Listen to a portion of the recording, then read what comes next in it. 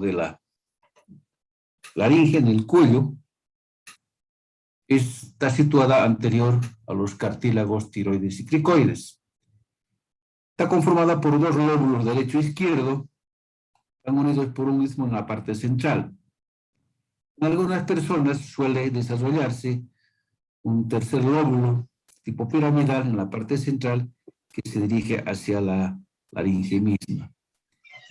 Está rodeada por una cápsula, un recubrimiento externo de tejido conjuntivo denso, irregular, colagenoso, del cual ingresa al interior fibras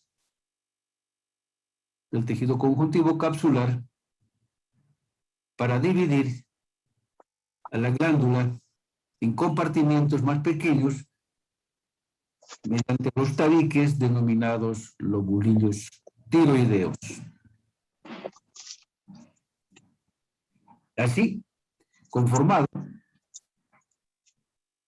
dentro de los lobulillos se van organizando los denominados folículos tiroideos, que son estructuras semejantes a quistes llenas de sustancia, un folículo, de aproximadamente 0,2 a 0,9 milímetros de diámetro, que está conformada o rodeada, conteniendo este quiste, un epitelio cúbico simple, que es el típico epitelio cúbico que hemos estado mencionando desde el tejido epitelial. Son las llamadas células foliculares, que rodean la luz llena de coloide. ¿Ya? Estas células son las que van a producir o las que van a secretar la triodotironina y la tetraiodotironina, que van a estar unidas a la tiroglobulina. Cada folículo, por tanto, también está rodeada por tejido conjuntivo, compuesta por fibras reticulares y que tiene abundantes plexos vasculares. ¿Ya? Estos tabiques de tejido conjuntivo que van rodeando a los folículos tiroideos derivan de la cápsula e ingresan de esa manera, invaden entonces el parenquima. Hay abundantes vasos sanguíneos a nivel de este tejido, hay fibras nerviosas y pueden estar rodeadas entre 20 a 40 folículos, constituyendo de esa manera un lóbulo tiroideo.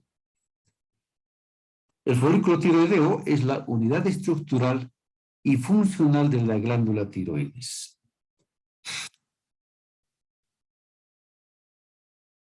Existen dos tipos de células en la glándula tiroides, las células foliculares y las células parafoliculares. Las células foliculares tienen una forma plana cilíndrica y adquieren esto su máximo desarrollo o su máxima altura cuando tengan mayor estímulo.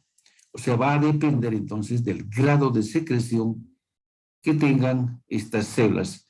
Así, por ejemplo, cuando un folículo está formándose, las células están comenzando a secretar, por tanto, entonces están activamente secretores y estas células pueden hacerse altas.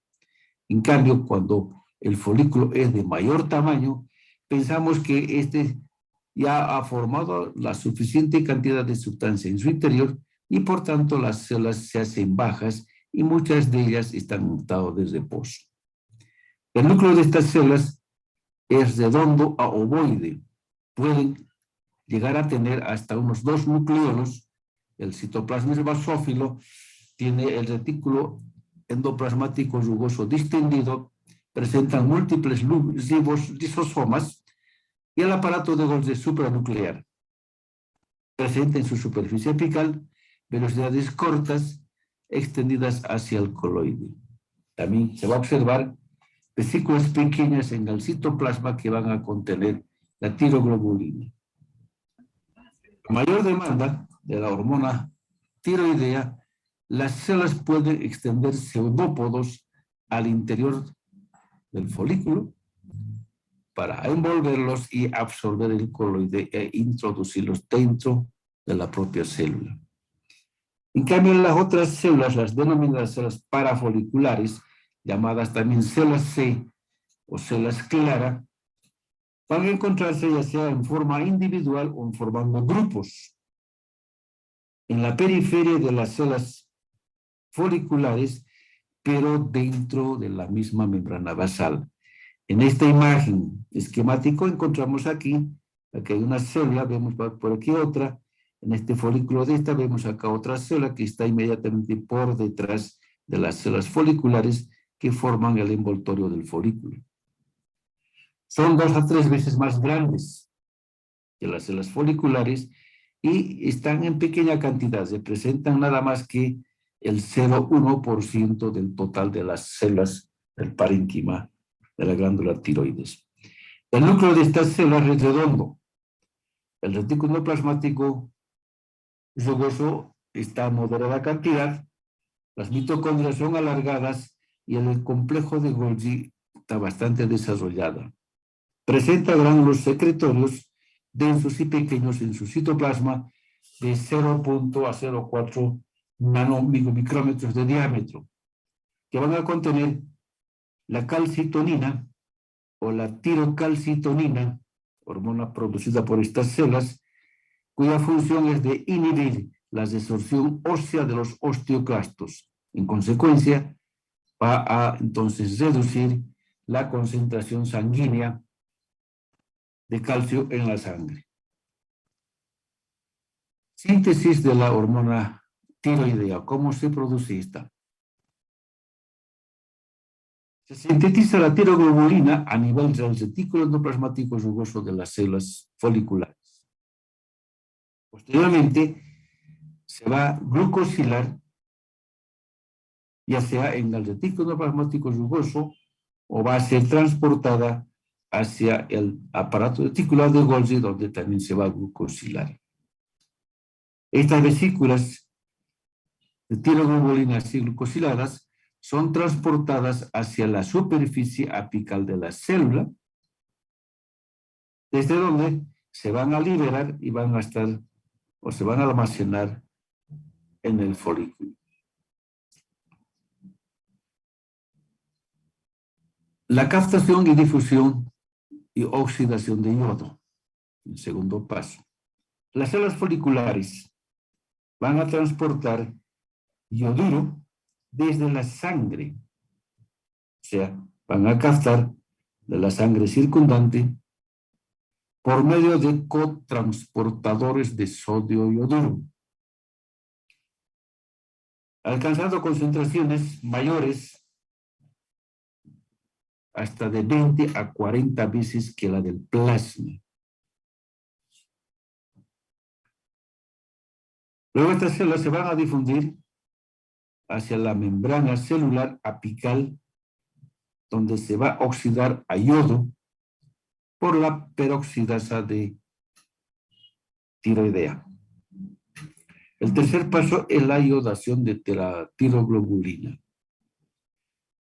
Se va a añadir 1 a 2 átomos de yodo a la altura de las microvellosidades de las células foliculares, formando de esa manera la tirosina monoiodada, llamada también MIT, o la tirosina diiodada, llamada también DIT. El cuarto paso es la formación de la T3, la triiodotironina, T4 o la tetraiodotironina. Esta se produce por acoplamiento de una molécula de MIT y TIT o dos DIT. Una con 2 hacen 3 y se forma la triiodotironina. Y 2 de A2 forman 4, entonces se forma la tetraiodotironina. Captación del coloide es el quinto paso. En respuesta a la hormona estimulante de la tiroides, las células foliculares captan la tiroglobulina por endocitosis en alicotas de coloide, o sea, en cantidades determinadas de coloide. y la introducen al interior del citoplasma. Y finalmente el sexto paso es la liberación de la hormona T3 y la hormona T4. Estas son liberadas por la membrana plasmática basal de las células al torrente sanguíneo en el espacio tejido conjuntivo que se encuentra inmediatamente por debajo de la membrana basal de los folículos tiroideos, uniéndose en ella a proteína transportadora, como es la globulina fijadora de tiroxina, y de esa manera transportado hacia las células diana. Puede también este transporte hacerse unida a otras proteínas como la transtiterina, la albúmina y las lipoproteínas. Bien. La hormona tetraiodotironina constituye el 90% de toda la hormona producida y liberada. En cambio, la T3 está en menor porcentaje y es más activa.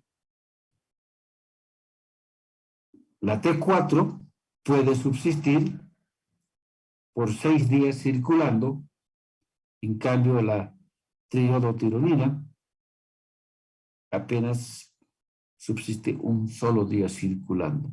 Siendo así entonces que la hormona tetraiodotironina está alrededor de 6 días presente en mayor cantidad, pero la T3 es de mayor actividad y más potente. Efectos fisiológicos de estas hormonas. Facilitan la transcripción nuclear de genes que se encargan de la síntesis de proteínas y el aumento del metabolismo celular. Incrementan la tasa de crecimiento en jóvenes. Incrementan la actividad de las otras glándulas endocrinas.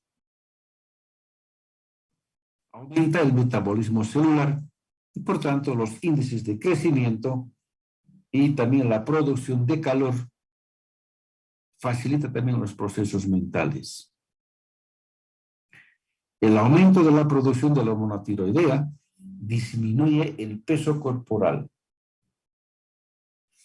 Estimula el metabolismo de los hidratos de carbono y disminuye la síntesis de colesterol, fosfolípidos y triglicéridos. El exceso de la hormona tiroidea produce temblor muscular, cansancio, impotencia en el hombre y ausencia de menstruaciones en la mujer. Aumenta la síntesis de los ácidos grasos y la absorción de diversas vitaminas. El aumento de la producción de la hormona puede incrementar la frecuencia cardíaca, la respiración, la actividad muscular y el apetito. La otra hormona producida por la glándula tiroides, que es la tarcalcitonina, esta reduce la concentración de calcio en la sangre. Esto por la acción sobre las células osteoblastos, que son los que se encargan de la reabsorción ósea. Por tanto, entonces va a disminuir la concentración de calcio y fosfatos en la sangre, o sea, disminuye la calcemia y la fosfatemia. En la imagen entonces, de los folículos tiroideos, acá vemos que cada folículo tiene su propio revestimiento de células cúbicas, en este caso son células foliculares, que descansan sobre su propia membrana basal. Sí. Cada folículo. Las flechas nos indican el otro grupo de células, que son las denominadas las células parafoliculares, o las células C o las células clara. ¿Sí? Y toda esta coloración homogénea que está dentro de los folículos tiroideos es el coloide. Pueden haber alteraciones que se manifiestan a partir de esta glándula. Así podemos mencionar el hipertiroidismo y el hipotiroidismo. El hipertiroidismo se debe principalmente a la hiperplasia de las células foliculares, o sea, al aumento de las células foliculares. Esto va a causar el agrandamiento de la glándula tiroides. ¿Sí? Y también el aumento de la secreción de la hormona tiroidea en unas 15 veces más. Esta alteración va a manifestarse por la exoftalmia, que son ojos saltones, intolerancia a calor, la ansiedad, fatiga en la persona, nerviosismo o irritabilidad y debilidad muscular. En cambio, el hipotiroidismo es lo contrario del hipertiroidismo. Los niveles de la hormona tiroidea son bajos. La glándula tiroidea puede ser grande o pequeña. ¿Ya? Si es grande, se conoce como de Bossi, como se ve, por ejemplo, en esta imagen superior.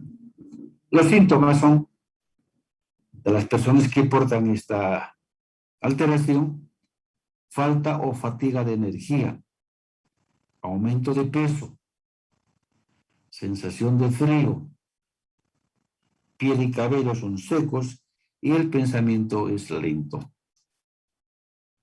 Son imágenes de estas alteraciones. Esta, por ejemplo, es un bocio, agrandamiento de la glándula tiroides. A esto llamamos exoptalmos, ojos saltones, ¿no es cierto? La manifestación del hipotiroideo siempre está sintiendo frío. Lo contrario al hipertiroidismo, la persona está muy calurosa, como se ve en esta imagen, por ejemplo, está siempre frente a un televisor tratando de buscar un alivio frente a la calor. La glándula paratiroides. Estas se presentan en forma de 4 pequeñas glándulas que se localizan en la superficie posterior de la glándula tiroides de ambos polos. En esta imagen es un dibujo nada más para poder apreciar la localización de estas 4 glándulas, pero hacia la parte posterior. Nada más que es un dibujo representativo. Tanto del lóbulo derecho como el izquierdo. ¿Ya? Son muy pequeñas, pero a pesar de ellas también están envueltas por una cápsula de tejido conjuntivo denso colagenoso. ¿Ya? Estas pequeñas glándulas se van a desarrollar a partir de las terceras y cuartas bolsas faríngeas, alcanzando su tamaño del adulto a los 20 años. ¿Cómo está organizada las células al interior de estas glándulas? Esta glándula pequeña ovoidea, que mide aproximadamente de 5 centímetros en su eje mayor, 4 por 2 milímetros de ancho espesor, pesan aproximadamente unos 25 a 50 gramos. Ya decíamos que presenta una cápsula de tejido conjuntivo. A partir de este tejido conjuntivo penetra al interior para dividirlo en compartimentos mucho más pequeños, denominados los pequeños lobulillos. Juntamente con estos tabiques ingresan vasos sanguíneos que sirven también como soporte al parénquima.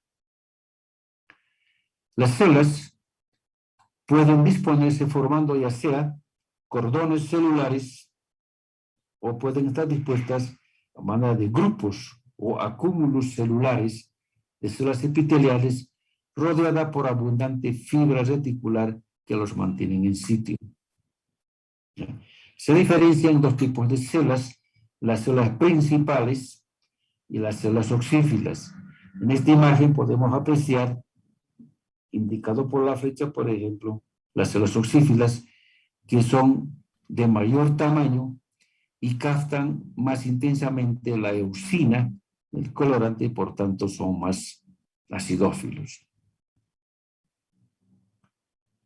En un adulto mayor pueden aparecer células adiposas, reemplazando hasta un 60% del parénquima del tejido conjuntivo.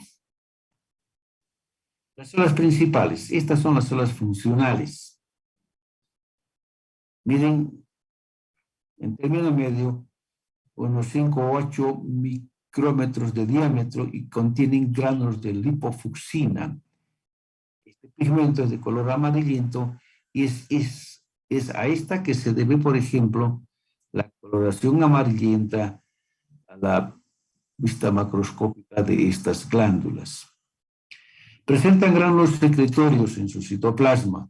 Son pequeños, de 200 a 400 nanómetros, que contienen la hormona paratiroidea o la PTH. ¿Ya?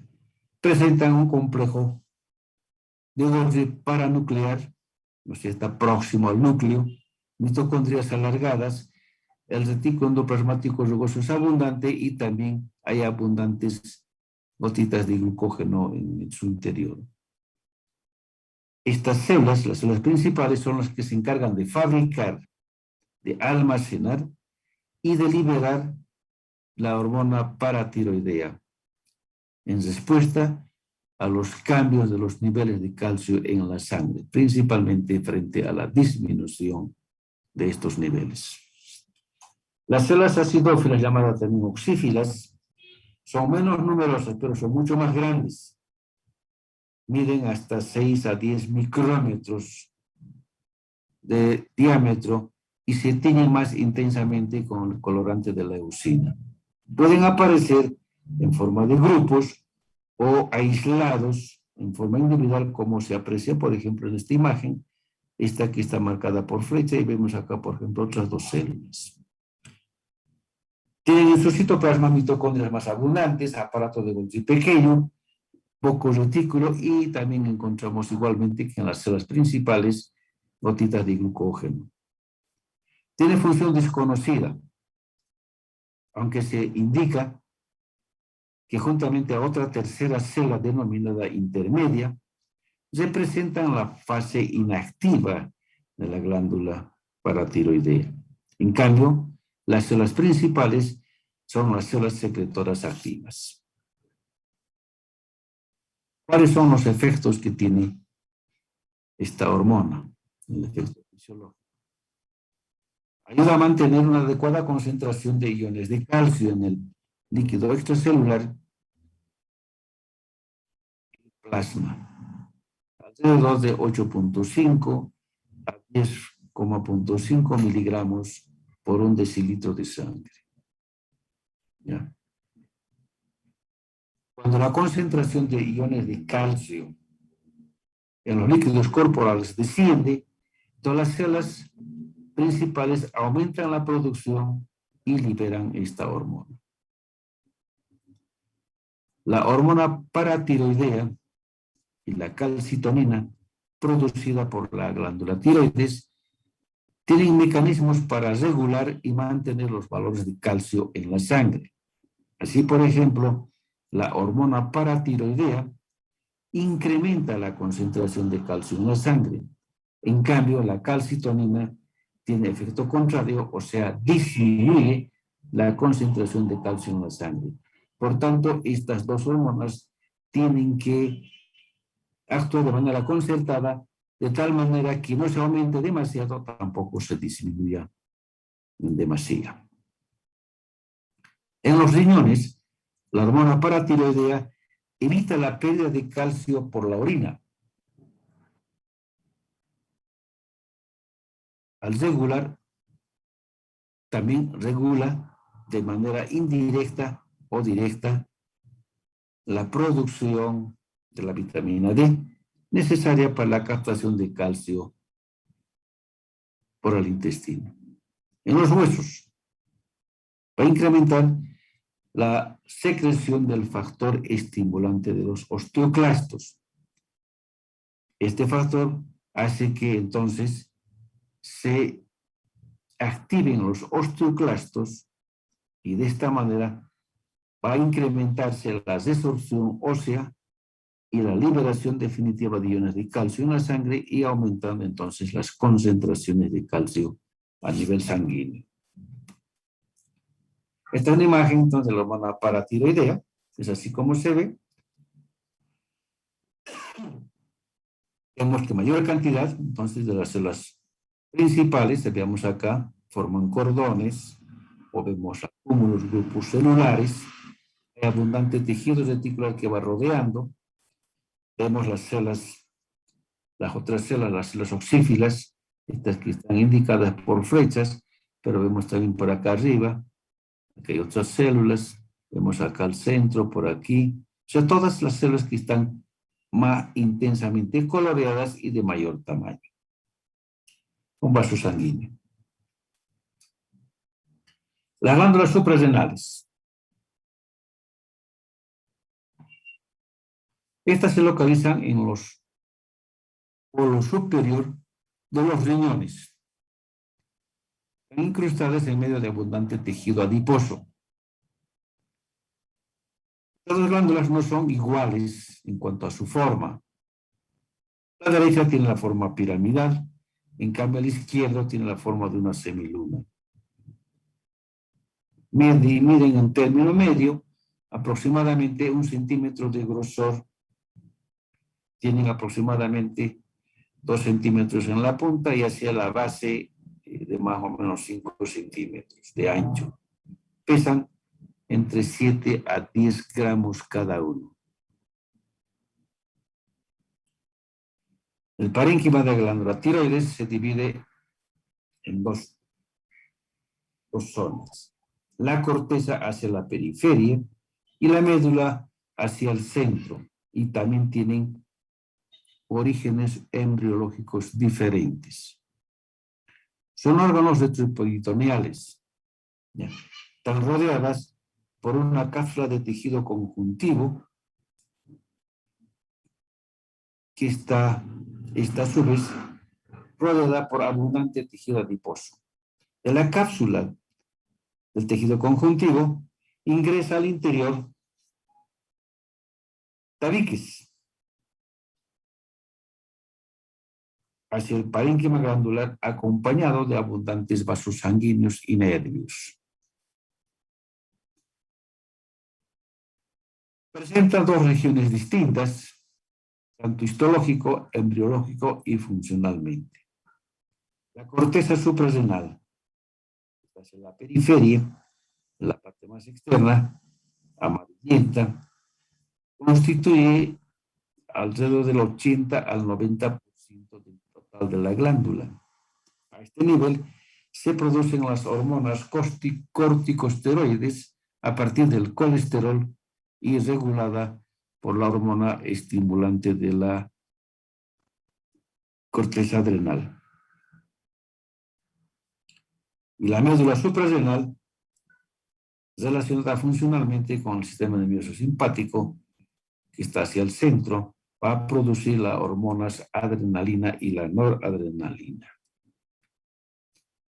El riego sanguíneo de los suprarrenales es como sigue. Es muy abundante.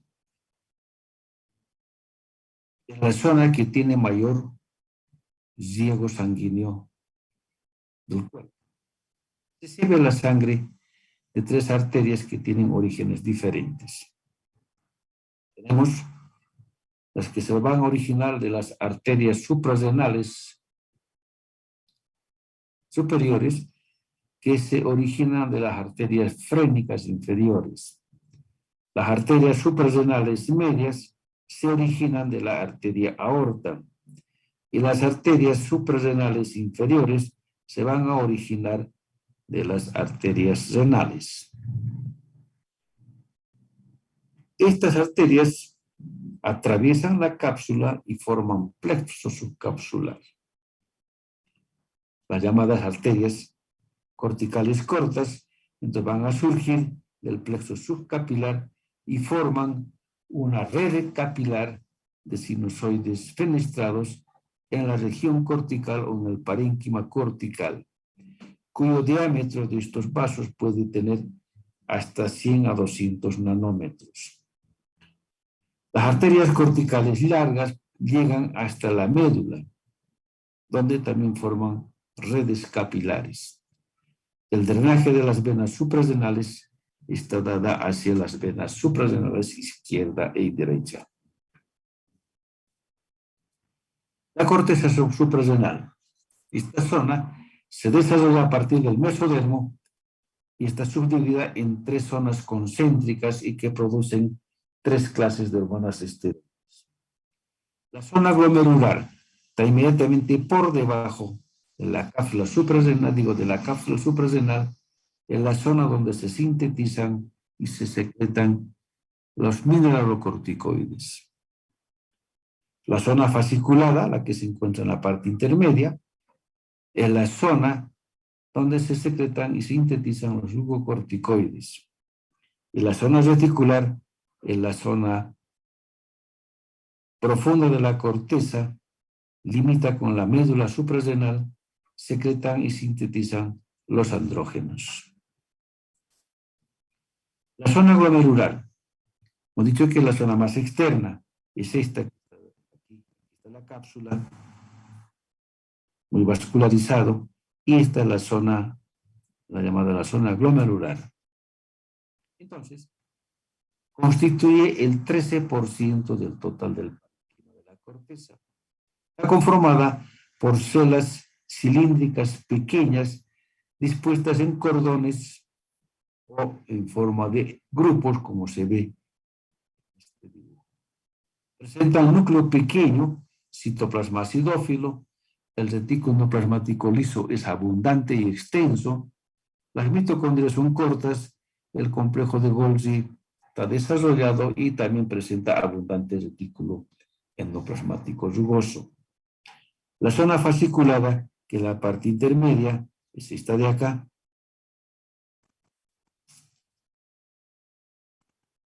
Es una capa concéntrica que constituye aproximadamente el 80% del total de la corteza. Estas células incluyen en su citoplasma gotitas de grasa.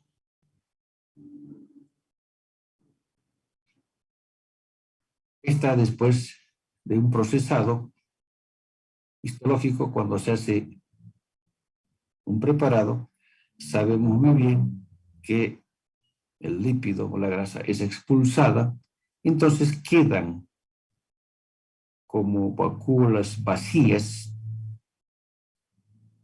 que se parejen y dando la apariencia a una esponja, razón por la que estas células se conocen con nombre de espongiocitos. Además presentan en su citoplasma mitocondrias esféricas, el retículo endoplasmático liso es extenso, poco retículo endoplasmático rugoso, hay lisosomas y gránulos de lipofucsina. Existen abundante cantidad de capilares sinusoides que van cursando por entre los cordones, dispuestos en sentido longitudinal, haciendo que por lo menos una de las caras de estas células pues esté en contacto con un sinusoide. De tal suerte, si tenemos acá un capilar sinusoide y otro va a estar entre esta columna, esta célula puede eliminar ya sea a este lado o al otro lado. Estos sinusoides están dispuestos también en forma longitudinal, como lo son la organización de las células. Entonces acá organiza de forma longitudinal y los sinusoides van a estar entre los cordones, también dispuestas de manera longitudinal. La zona reticular es la zona que está con la parte profunda, limita con la o colinda con la zona medular. Representa el 7% del volumen total de la corteza. Está conformada por células acidófilas oscuras, o sea, de tinción acidófila, dispuestas en cordones. Estos son ramificados o entrecruzados, formando una especie de redes. De ahí viene el nombre de reticular de esta red. Estas células son similares a los espongiocitos, pero de menor tamaño, o sea, tienen también vacuolas vacías en su citoplasma. Pocas gotitas de lípido y mayor cantidad de gránulos de lipofucsina en su citoplasma relacionado con las células de la zona fasciculada.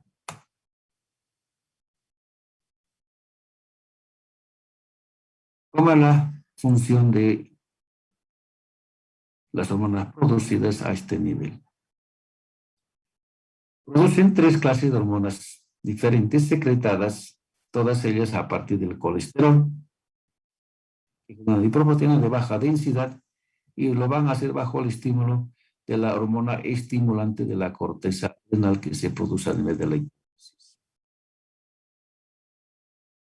La zona glomerular va a producir los mineralocorticoides, que son la aldosterona y la desoxicorticosterona. Estas 2 hormonas van a participar en el control del equilibrio hidroelectrolítico, o sea, de sodio y potasio principalmente en el organismo. También esta hormona actúa a nivel de los tubos contorneados distales. En la mucosa gástrica, en las glándulas salivales y las glándulas sudoríparas estimulan la absorción del sodio. Los glucocorticoides se presentan por la hidrocortisona, el cortisol, llamado también cortisol, y la corticosterona. Y estas van a actuar en el control del metabolismo de los carbohidratos, principalmente grasas y las proteínas. Influyen en la respuesta inmunitaria al inhibir la infiltración de macrófagos y los leucocitos. O sea, van a suprimir una respuesta inmunitaria porque van a inducir a la atrofia del sistema linfático. Estas hormonas se van a producir en la zona fasciculada. Y por último, los andrógenos débiles que se producen a nivel de la zona reticular son la de hidroepiandrosterona y la androstenediona. Son hormonas masculinizantes, débiles, de menor eficacia que las que se elaboran en los testículos. La médula suprarrenal representa el 10% del volumen total de la glándula. En esta imagen en círculo, esta zona que estoy indicando sería la corteza que va a envolver la sustancia que es la médula que está hacia el seno. Aquí tenemos parte de la zona reticular y esta sería entonces el componente de la zona medular que se ve un pequeño porcentaje. Tanto es revestida, dice, por la corteza suprarrenal. Esta se desarrolla a partir de la célula de la cresta neural. Va a contener 2 tipos de poblaciones celulares, las llamadas o las denominadas células cromafines, que van a producir las catecolaminas, que son la adrenalina y la noradrenalina, y las células ganglionares simpáticas. Por tanto, entonces, las células o las catecolaminas van a ser elaboradas por las células simpáticas postganglionares. Por lo tanto, la médula actúa como un ganglio simpático modificado que va a tener células, o sea, cuerpos neuronales que van a carecer de axones y dendritas. Las células cromafines, o feocromocitos también se llaman, son células epiteliales grandes, pálidos, dispuestas en grupos o también en forma de cordones cortos, rodeados por abundante tejido reticular, como se ve acá en esta imagen. Acá las fibras reticulares, ahí vemos las células, normalmente también acá en forma de cúmulos, o pueden ser de disposición cordonal. Contienen en su citoplasma gránulos de 300 a 100 nanómetros que se tiñen con sales de cromo, sales cromafines. De ahí el nombre de la denominación de células cromafines o feocromocitos. Estos gránulos contienen las catecolaminas. Estas células se caracterizan principalmente por tener abundante cantidad de gránulos, aproximadamente unos 300.000 gránulos, 30.000 gránulos por célula. Son gránulos pequeños. El 20% de estos gránulos contienen adrenalina y noradrenalina. Los restantes contienen cromograninas o precursores de la adrenalina y la noradrenalina. Las células ganglionares están dispersos en una totalidad del tejido conjuntivo de la glándula. Se extienden más hacia el parenquima de la corteza suprarrenal para modular sus secreciones. Estos son cuerpos neuronales sin axones y sin dendritas, como ya dijimos anteriormente. ¿Cuál es la función de estas hormonas? La actividad secretoria se halla bajo el control de los nervios esplágnicos.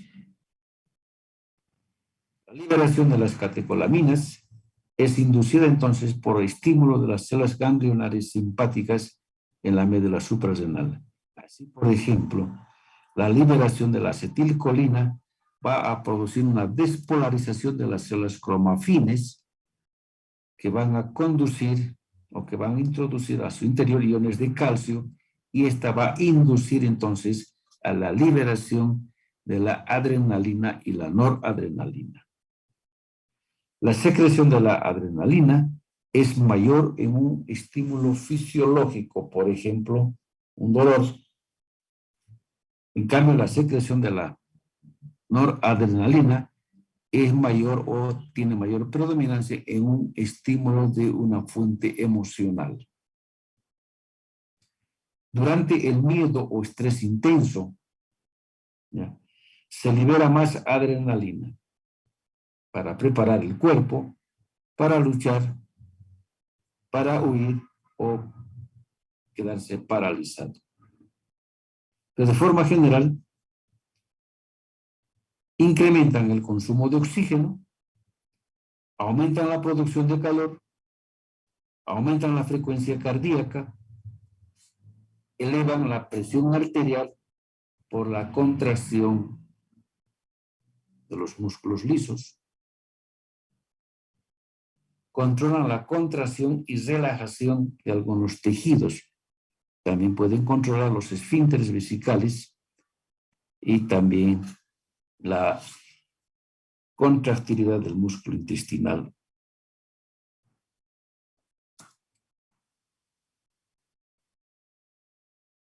Esta glándula también puede sufrir alteraciones.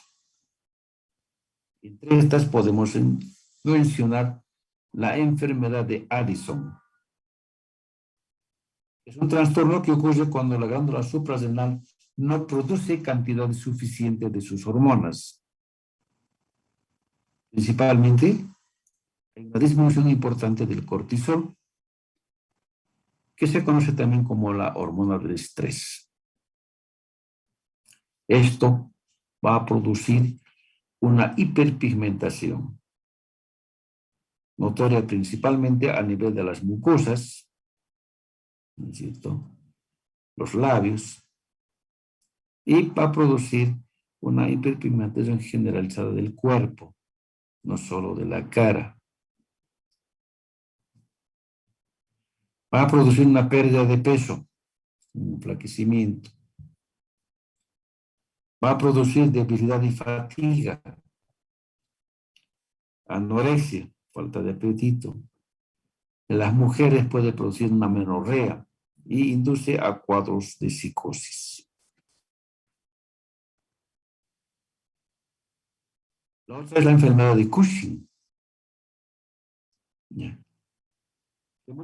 que generalmente se debe a un tumor en la glándula de la hipófisis, o sea, a nivel de la hipófisis, que va a hacer que se incremente la producción de la hormona estimulante de la corteza adrenal. Por tanto, va a haber una hipertrofia de la corteza suprarrenal en respuesta a este estímulo y concomitantemente la producción excesiva de cortisol. ¿Ya? Entonces, esto que va a dar como manifestaciones, un cambio a nivel de la personalidad, la cara se vuelve agrandada, con el nombre de cara de luna llena. Vemos acá, por ejemplo, esta persona, o acá también un niño, ¿sí? Alta susceptibilidad a las infecciones, frecuentes infecciones y muy esporádico. En el hombre puede presentar ginecomastia, agrandamiento o crecimiento de la glándula mamaria. Hay depósito de tejido adiposo, principalmente en la cara posterior hacia los hombros. Puede producir una osteoporosis, una fragilidad de los huesos, por tanto, extensos a fracturas, una hiperglicemia o hiperglucemia, irritabilidad del sistema nervioso central, retención de líquido corporal, que se conoce con el nombre de edema. Las extremidades son delgados, puede presentar trastornos gastrointestinales. En las mujeres presenta menorrea. La piel es fina y fácilmente puede presentar estrías o púrpuras, manifestada principalmente por contusiones y petequias. La glándula pineal es otra glándula, llamada también cuerpo pineal. Indica que es una proyección en forma de cono en la línea media del diencéfalo. Aquí está. Tiene aproximadamente de 5 a 8 milímetros de largo, pesa 5 milímetros de ancho y pesa 120 gramos. Está cubierta por la pía madre en forma de cápsula alrededor de ella.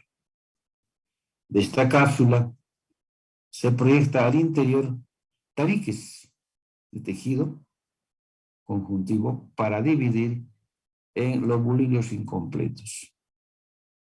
Su parenquima está conformada por dos tipos de células, las denominadas pinealocitos y las células intersticiales. Vemos acá entonces en esta imagen principalmente los pinealocitos.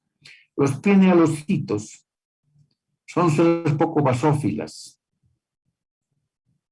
Presentan 1 a 2 prolongaciones largas que se aproximan hacia los capilares o van a unirse entre ellas.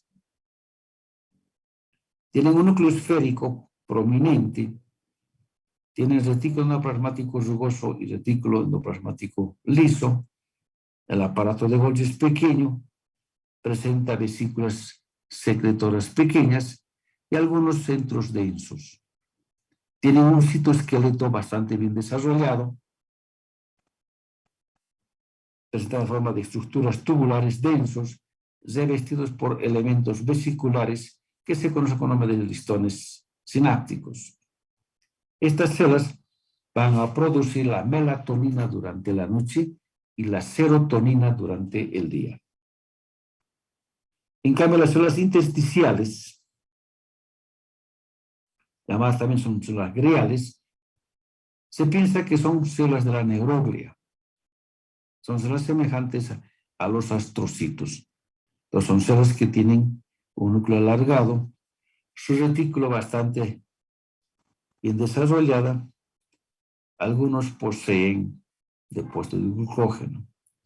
Tienen prolongaciones citoplasmáticas abundantes y también tienen abundantes filamentos intermedios, microtúbulos y microfilamentos en sus prolongaciones. ¿Qué son los cuerpos arenáceos que se observan a nivel de la glándula pineal, que se conoce también como de acérbulo o arenilla cerebral? Son nada más que concreciones de fosfatos y carbonatos de calcio dispuestos en anillos concéntricos de función desconocida.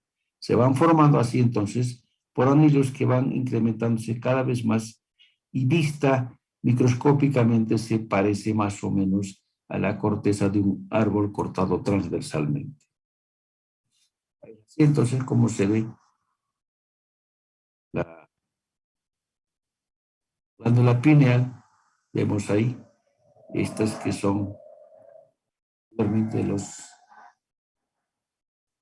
células intersticiales y en cambio estas de mayor tamaño, y acá por aquí, ¿no es cierto? Aquí son los pinealocitos y vemos acá entonces el acérbulo.